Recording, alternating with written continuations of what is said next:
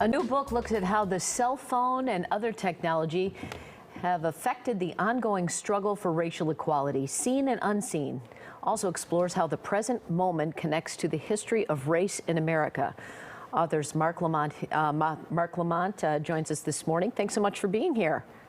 It's a pleasure. Thank you for having me. Good morning. So talk about how this idea that everyone has a camera in their phone and they're everywhere and how that has changed things. You know, 30 years ago, or 31 years ago, Rodney King was beaten. 30 years ago, of course, we had the uprisings in Los Angeles in the aftermath of the officers not getting the type of justice people wanted to see. And it felt like a blip on the screen, right? I mean, what were the odds of someone having a big camcorder with a VHS tape recording this awful incident? Right. Fast forward 30 years and suddenly you don't need a big camcorder. You don't need a VHS tape. All you need is your phone, and everybody has a phone. And most of those phones have high definition video and cameras, and you can live stream.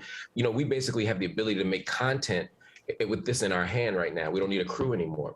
And so that changes the game. Now it's not the random lucky passerby who gets to view injustice. It's everyday citizens that can keep track of violence, and not just police violence, of someone getting attacked on the street, of an act of theft, whatever the thing might be. And so it changes the game for how we talk about race and how we talk about justice in America. And it also helps people organize and get that message out. And do you think that, unlike in the 90s, that corporate America is finally taking notice of what's going on out there?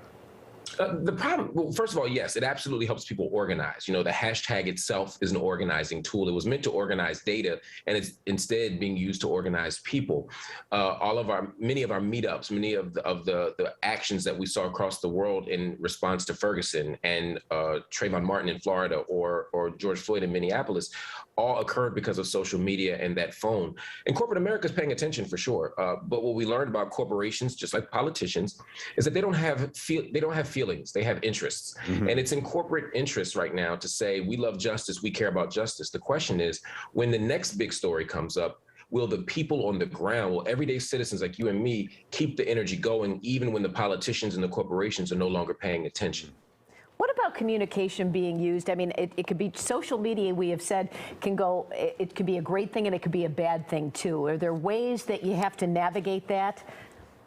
Absolutely. Absolutely. You know, social media has the tendency to take people who should be close together and pull them apart. So you and your family are sitting at the dinner table and no one's talking to each other because they're all on their phone, or they're all arguing with, you know, they're all reading the latest gossip, right?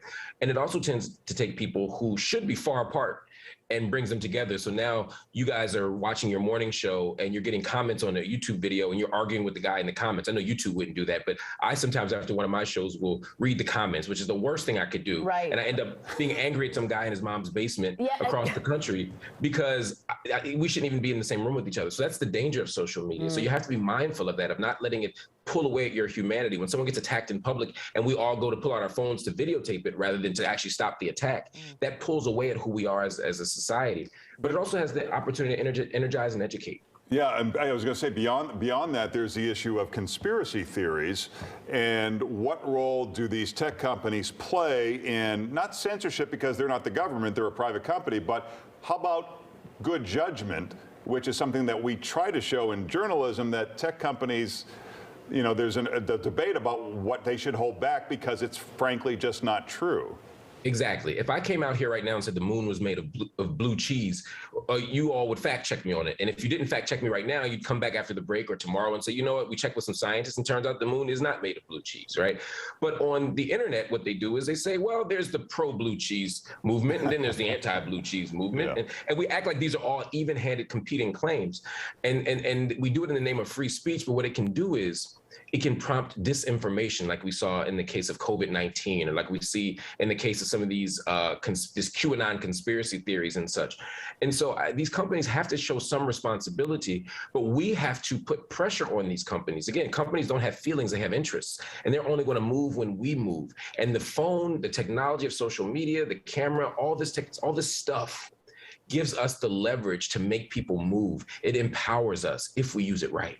All right, the book is Seen and Unseen.